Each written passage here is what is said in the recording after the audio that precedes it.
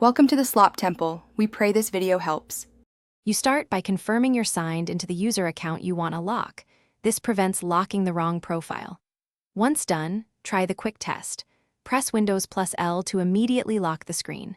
If you need a different method, open the Start menu and search for Lock or Account Settings. This lets you choose Timeout or Require Sign-in options.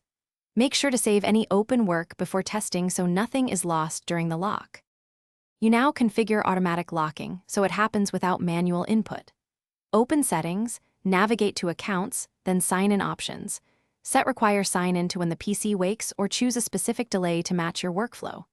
Next, go to System Power and Sleep and set Screen Timeout values so the display turns off before or when the lock triggers. Once configured, test by waiting the chosen time. This ensures the lock behaves. You complete the process by using Windows plus L for instant locking or enabling dynamic lock with a paired phone for automatic locking when you step away. Make sure your sign-in options and power settings are saved. Then test both manual and automatic locks to confirm.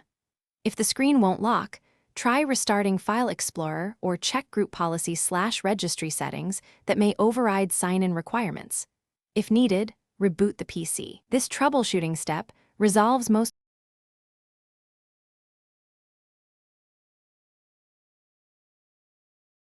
Thanks for watching. Consider subscribing if we helped you.